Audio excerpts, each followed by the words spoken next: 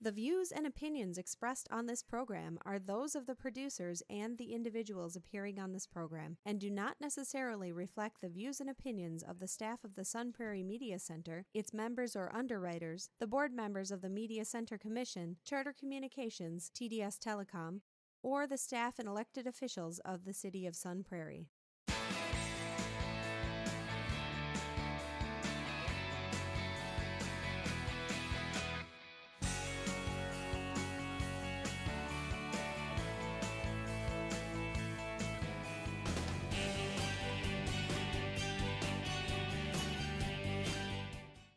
Hello and welcome to Real Reviews. My name is Jamison Rabbit. The man seated next to me, he's seen some movies and he's liked some of them. His name is Mike Roth. Some. Yeah?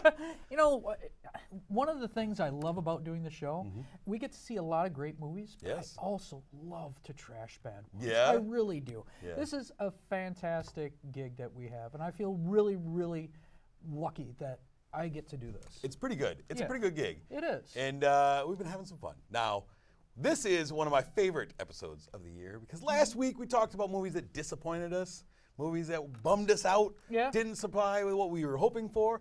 This week, we get to talk about our favorite movies, the best movies of the previous year. I guess this, you could tell about my character. Uh-huh. I really like last week's stuff.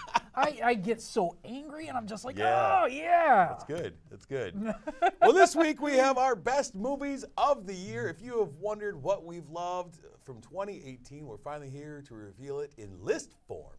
But before we get into those lists, we have a couple of movies to talk about on the marquee for you. So the first one I have is a film from director Barry Jenkins.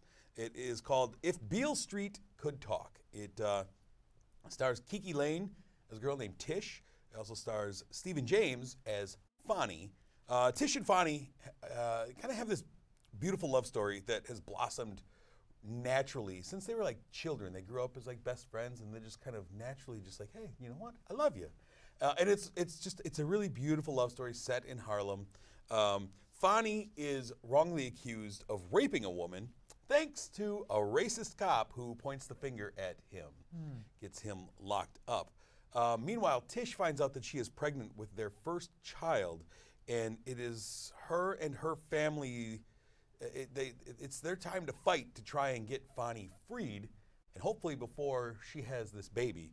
And while they're fighting to get him out, they start to kind of learn how the system works against African Americans, and how innocent until proven guilty isn't necessarily a thing. Yeah, it's almost a surprise that people learn that. It's just Yeah. like a thing. Yeah. Her mother, Tisha's mother, is played by Regina King, and she is incredible in this movie. She's been talked about, for nominations for this role. She is great. She's a no-nonsense woman when it comes to her family. And you have Fonnie's mother and sisters who are just kind of monsters. They hate everything that has to do with Tish, and they blame her for their son and brother getting locked up. It's obviously your fault. You screwed him up. Some really rough scenes between the families. But really more than anything, it's a quiet, it is a beautiful movie. It's a movie that really focuses on the love and the love story between these two. I could watch these quiet moments like you see right here of them just realizing like everything's good when we're together. I could watch those for hours. There's some really combative scenes, but it spotlights, it really puts a spotlight on the inequality for African Americans in the justice system. And that will outrage you in moments. Shouldn't surprise you anymore, but it still maintains its focus on this love story and this hopefulness between these two characters, and it's beautiful. Regina King is awesome. The rest of the cast is great. Barry Jenkins directed this amazingly. I just love it. If you want just a beautiful movie. A couple of years ago, when we reviewed Moonlight, you said a lot of the same Well, things. that was Barry Jenkins as well. Do you feel like it is like a movie cut from the same cloth? Would you be able to definitely tell it's the same director? It has a lot of his hallmarks in Okay. it. Yeah, for sure. It has a very similar feel to it without being just kind of going through the same motions again. It has the same feel of discovering what love is and some of these things. That's a good point. It is very much like Moonlight, though, and that's probably why I enjoy it so much. Yeah, that's, I mean, you're going to copy something awesome. Right, yeah. So I ended up giving If Beale Street Could Talk 4.5 out of 5 stars. It's a really, really well done movie. Well worth checking out. I'm looking forward to seeing this. All right. And what do you have for us, sir? I have the big movie on the marquee, which would be our first horror movie of the year, and something I'm usually kind of excited about. We have Escape Room, directed by Adam Rabitel. We have a group of people that, okay, not a complicated plot. This is a very much standard horror film. A lot like Saw, what we do is we get a bunch of people, don't know each other, put them in a room, and just like the current escape rooms, you have to figure out how to escape this room. What could go wrong? What could go wrong is this is an escape room that is more of a science project. This movie feels a lot like Belko Experiment and Saw kind of put together. This corporation that we do not know much of studied each one of these people in the room, brings out their biggest fears, bring out things that only they should know, and they have to kind of draw from their past in order to escape these very deadly rooms. It just goes to one deadly room to another. That is about as deep as this plot goes. Where you're going to get your fun is there's a lot of great actors. It's nice to see Deborah Ann Wall, which I loved from the Vampire series on HBO, True Blood. It's nice to, you had a bunch of characters that kind of varied in personality, and it was fun. It was a very fun horror flick. It's cool to see all the setups. One of the things I don't like about this, and I love it when a horror movie does great, but it had a $9 million budget, made $18 million on opening weekend. It made $22 million worldwide, and this movie, the part I did not like about it was it promised a sequel, where it also promised we have a mysterious bad guy that we're going to be able to go, oh, that's from the Escape Room series kind of feel to it. I'm happy with this ending right as it is. It was a fun horror movie. I enjoyed it.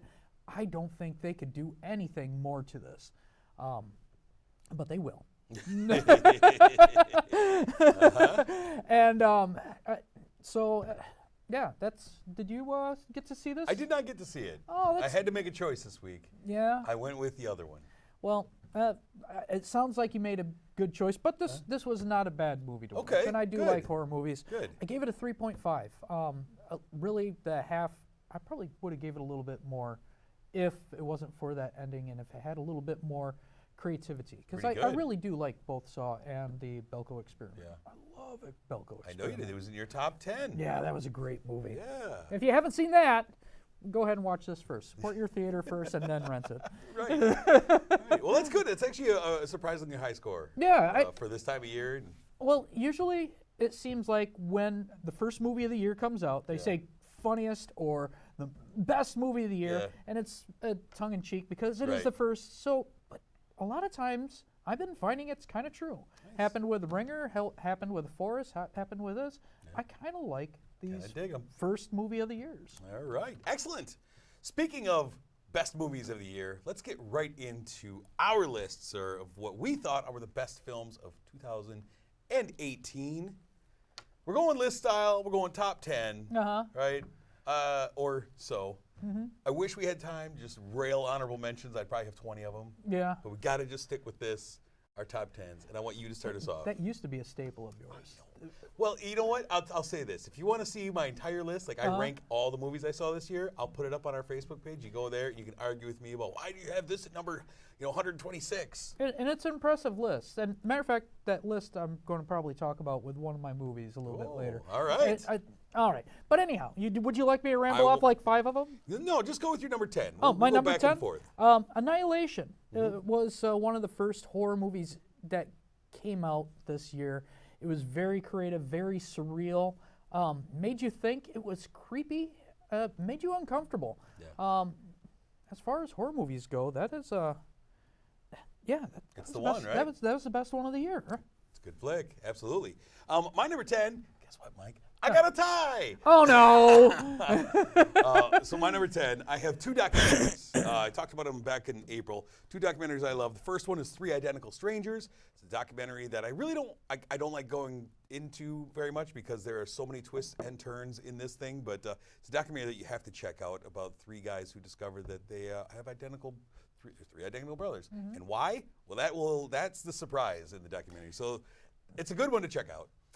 And then the next one is a film called Minding the Gap, which is a documentary shot down in Rockford. It's available on Hulu right now. It's about these guys who are in a really poor, Rockford's not a great area, and how they use skateboarding to kind of lift their spirits out of it. It's kind of like mid-90s, only documentary feel and much better, of just, how skateboarding can take you out of a really horrible family situation. Well, it's nice something nice came out of Rockford. Might be the best thing to come out of Rockford in a Now we long just need time. Beloit to step up. Yeah, It's, right. Yikes. Good luck. You're number 9. Well, The Favorite is What was it? number 9. Oh! Yeah, great acting. Three great performances. Yeah, 3 great performances. Would I be surprised if I see 2 of the women from the same film be on top? I think from what I'm seeing, Olivia Colman, who played the Queen, she's going to get nominated for Best Actress. And both Emma Stone and Rachel Weisz are going to get nominated for Best Supporting Actress. That is going to be crazy because all 3 of those performances Well were deserved. just amazing. Yeah. So I wouldn't be surprised. Yeah, That'd be cool. I wouldn't either because those are all well-deserved, great performances. My number 9 is a film that was written and directed and soundtracked all by one man. It is one of the crazier films I've seen all year. It's Sorry to Bother You, Boots Riley's newest film, starring Lakeith Stanfield. It's a movie, too, that, it's so difficult to even explain what this is. There's some stuff that happens in this movie you wouldn't believe if I told you. Yeah. I'd tell you, go, that's not right. You must have been on something when you saw this movie. No, it's true. And it's just a movie that I don't think is a perfect movie. There's some flaws in this movie, but originality points, it gets 10 because it's things that I've never seen before. And the things that he does kind of pointing at things in society, I absolutely love. So that's why it's my number 9. I think we might talk about this a little later. We might. Yeah. What's your number 8, sir? Right now, just Solo. I really like this movie. I wish more people went to see it. I think it got kind of trashed by some hardcore fans that really weren't getting the point of what Star Wars is to a lot of people. And I wish more people would see this. It is a good film. It is a beautiful film. It's funny, I was on a podcast this week, and we were taking submissions for most disappointing movies.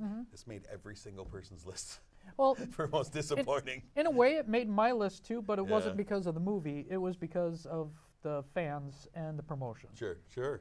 My number 8 is the newest film from director Peter Farrelly. Stars Mahershala Ali and Viggo Mortensen. It is Green Book. It is a movie, speaking of great performances like you were with The Favorite, both of these guys. Tremendous performances about an African-American singer, performer who wants to travel in the deep South, the segregated South in the 1960s. And the guy who he has driving him who doesn't really like him at the beginning. They don't like each other. No. And they kind of learn about themselves, learn about each other. And again, 2 guys who I expect both to be nominated for Oscars out of this movie. Yeah, me too. Viggo Mortensen I didn't think was as strong, but... Mahershala Ali just won the Golden Globe for Best Supporting Actor, too. I believe it. It's a fantastic film, and it's a Christmas film. It's a film It is, actually. Even though it's not the main focus, it has the spirit of a Christmas film while being around the Christmas holidays. It does. So that is my number 8 film, sir. Your number 7.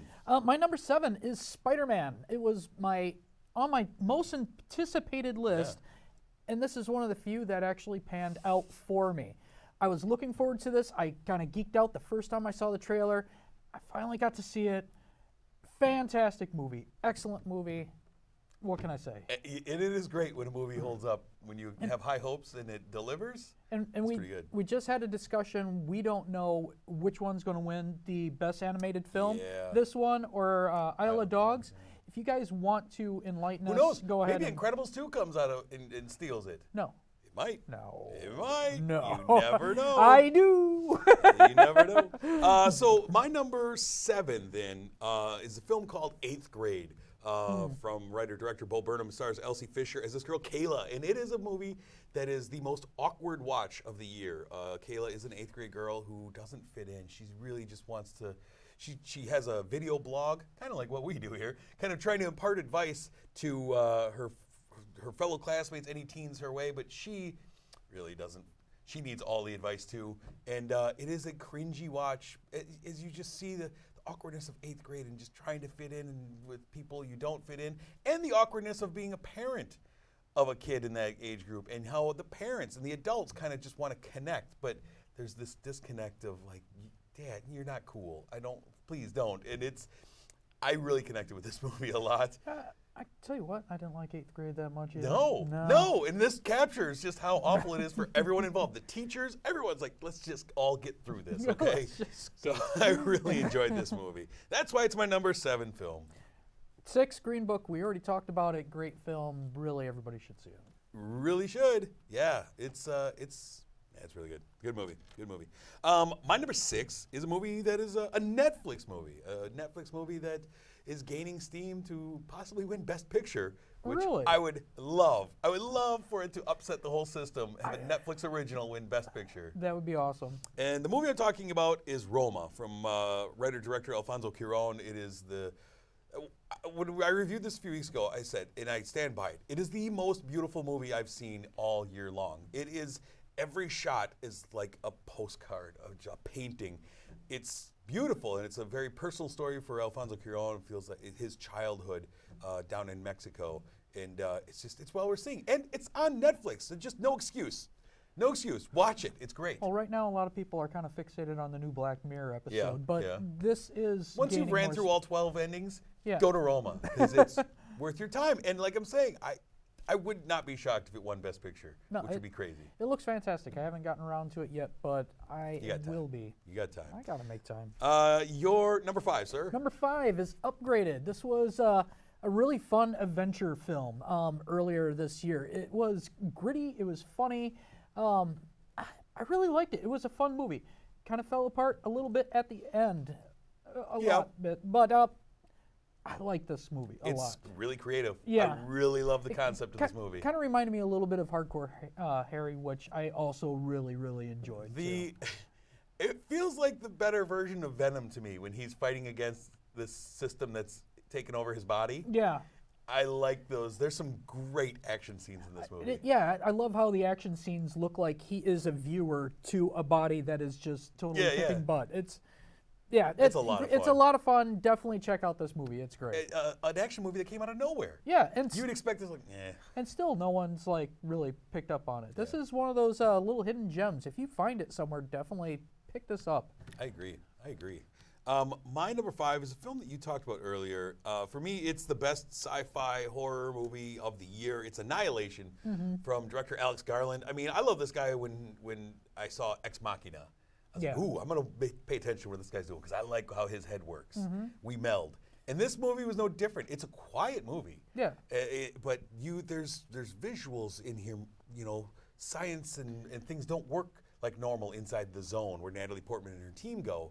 And specifically for me, like the final 20 minutes of this movie have moments that were the most disturbing moments of the year for me. There's moments at the end between the visuals and this sound effect that's used in the visuals as she's in this room with this creature, and there's like this noise that just, it affected me. And so it's made by the same director. Yeah. But both of them, I feel like, had totally different feels to it. Absolutely. Which you could watch Annihilation, and I don't think you would think of Ex Machina. Yeah. But That's both of them are brilliant. fantastic in their own right. It's a great movie. It really is. It really is. It's a film that I think everyone needs to see. It is so surreal and so creepy. It's one of those films that it creeped me out the first time I saw it. I went back, I saw it again, equally as creeped out the second time. So, I mean, it works. It works for me. So that's why it is in my top 5. All right. What's your number 4? I should go. Love, Simon. Fantastic movie. Had so much heart. It has depth that really you don't see in a lot of these type of films. The kid wasn't perfect. He didn't trust his friends. His friends were really supportive. It was real, very real story. And this was a hit earlier this year, and I kind of hope to hear it mentioned again. I doubt it, but I do want to hear it. It is a below-the-radar film for me. Like, I don't hear a lot of people talking about Love, Simon, but this movie, I mean, it had me in tears in the theater. Yeah. I mean, you and I both gave this 5 stars when Yeah. we reviewed it. It's so well done, and they didn't take obvious shortcuts in the story that I was kind of assuming that they would take. Yeah. They really let you kind of sit in kind of his pain and he's twisting in the wind with his friends and his decisions and his guilt. It's really well done, man, and I think more people need to see this. Yeah. Like this would be one of my honorable mentions. Like, just didn't quite make it for me, but I love this movie. Great choice. I'm glad you picked it. Well, good. My number 4 is a film that we were kind of just kicking around a minute ago, and that is Wes Anderson's new film, Isle of Dogs. His animated film. Man, this was like my number 2 most anticipated movie last year, and it delivered. I'm very happy with it. The background detail work in this movie, of like you just watch like the things happening behind the dedication to like the fur on the dogs and just all the character work. The visuals just got me. Like, it works. Wes Anderson knows how to really shoot something. I mean, Yeah. he really does. And with these still frame animation, he has that extra time to really kind of hit home. And Yeah. everything's so quirky, and the music is so beautiful and Yeah, fitting. yeah. It's I love it. I Yeah. really do. It's a lot like Fabulous Mr. Fox. It but is. in a way, I think I prefer this one a lot more. I really would do. go the other. I still like Fabulous Mr. Fox a little bit more. Hey, but Isle of Dogs is an excellent film. We've been blessed with some really good animated movies this year, as we were talking about. So that's my number 4. What's your number 3, sir? One you talked about earlier. Sorry to bother you. Okay, just rewind, listen to everything he said. Everything he said is true. One of the reasons why it makes it my top 3 is because it's so unusual. When we watch as many movies as we do, Yes. and you have a top 100 list, that is not all the movies you saw. That's Right. just your top 100. Yeah. We see so many movies, we see so many repeats, things that we absolutely love blur after a while. This movie will not blur. No. You will remember everything about this movie years from now. If you see this, you will remember this, where everything else that you might have loved will fade away. That's a great point. And it is, there's so many movies, having watched so many movies over the years, you and I, we can predict what's going to happen. Yeah. Like, I've seen this movie play out. I know where this beat is going to go next. Yeah. This movie, you don't. This movie has me loving Armie Hammer. I don't like Armie Hammer in movies. This movie, I do. Like, I like his character. It is. Whether it fits your personality, your taste or not, Yeah. it's definitely something you'll go, yeah, I did not see any of that coming. And a lot of the message and everything else is also really cool. I will remember this forever, and that's why it's a 3. It's a 3. So good. Such a good movie. My number 3 movie is from director Brett Haley. It's Hearts Beat Loud, starring Nick Offerman. He's a dad who owns a record shop. He's about to shut it down. He's kind of at a crossroads in life, selling his record shop. His daughter, Kiersey Clemens, is about to go off to college for medical school. And he's an old musician. He gets his daughter to kind of jam with him. He records it, puts it up on Spotify, and it becomes a hit. And now they're kind of reversing roles as he is trying to convince her to just not go to medical school. Let's form the band. Let's go. We got to record some more. We got to tour. And she's like, I need to be an adult. I'm going to medical school. I'm sorry. And when you mentioned this a while ago, and I still haven't seen this movie, I kept on thinking, man, I got to see this movie. Yeah. And again, I'm going to bring it in for you. I own it. I'll bring it to you. It's got Ted Danson as his buddy, as a bar owner. So you got Ted Danson behind the bar. And it's like the final 20 minutes of this movie is just them having fun. This movie, for me, is the movie that I enjoyed the most this year as far as having fun. I had a smile on my face for an hour and a half. I walked away from it like, that was great. Had a lot of fun with that. So that's why it's my number 3, Hearts Beat Loud. Very cool. Top 2, sir. Top Where are we 2. at? Isle of Dogs. I feel like we talked about it a lot. This is a fantastic movie. I'm at a toss-up. Which one is it going to be, Isle of Dogs or Spider-Man? We win either way. Yeah, it's a win-win. I wouldn't say this is the best year for animated, but for the animated movies we got, they are stellar. Absolutely. I agree. My number 2 is what I would call my favorite animated movie this year, Spider-Man Into the Spider-Verse. Nice. I think it's a flawless movie. I really do. I went and saw this a couple times, and I think animation is something like I've never seen before. Yeah. Introducing these weird characters in a way that made sense and made me care about them, and it didn't feel jam-packed or cluttered. Yeah. The soundtrack is amazing. Just the characters of Miles Morales and the rest of the crew, it's phenomenal. And I probably would have been right up there with you, but I've read the entire Into the Spider-Verse series, and it didn't follow what I wanted to. I think I have trouble finding a superhero movie, comic book movie, in the last couple of years that I've enjoyed more than this movie. I really love this movie. I mean, really. Yeah. I mean, just enjoyment factor, it's right at the top for me. I can't think of one in the last couple of years that I've enjoyed more. So that's why it's my number 2. Yeah. Didn't quite make number 1, though. I'm trying to think. I'm like, Yeah. no, this is, It's pretty good. yeah. What's your number 1 movie of the year, sir? Number 1 is Player One. No, this is not going to win any Academy Awards, but for fun, this was the most fun I've had out of any movie I saw. It brought back so many feels of how it was when I was a kid in the 80s, seeing all these Steven Spielberg references. It was fun, and I love the characters, and I want to be in this world more, so much more. Yeah, There's so much going on in there's this so in much this movie, going on. yeah. It's every 30 seconds. I'm like, oh my gosh, I know that, I know that, I know Right. that.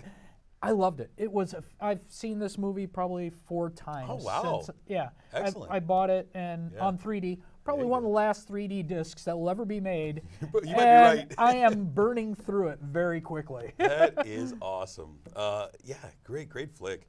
My number 1 is a film that, look, I understand that I have a taste in films. When I look back at previous years and my number 1 movies, they all have a similar theme, kind of depressing. And this fits the bill. It's Leave No Trace from director Deborah Granick.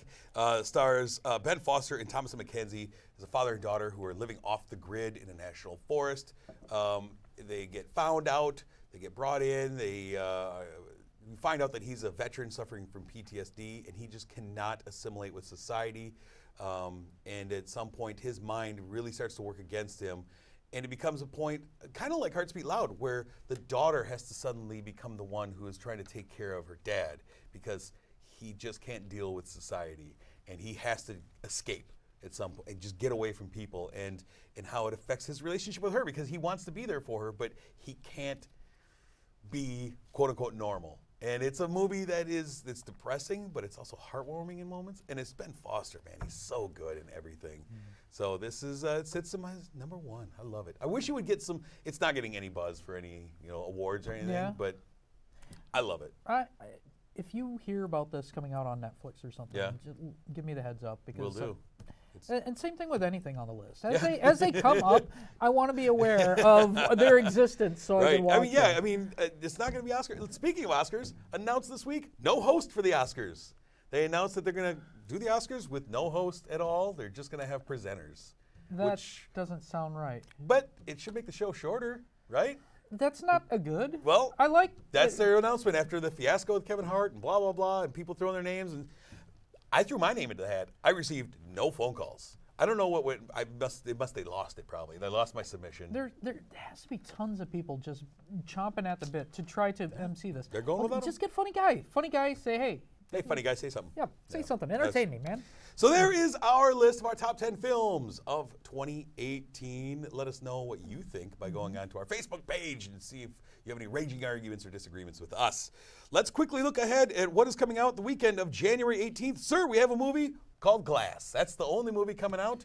The M. Night Shyamalan film. I'll be happy with that. Looking forward to that. Before we leave, we have to thank our sponsor, Marcus Cinemas. Thank you for sponsoring the show. We do appreciate it. We couldn't have done this whole year without you providing these great movies. Next week, we're going to be talking about films like A Dog's Way Home, Replicas, The Upside, and On the Basis of Sex. All kinds of fun stuff. And then... I don't know. It's January. It's a crapshoot. But until we meet again, I'm Jamison. I'm Mike Roth. Thanks for watching.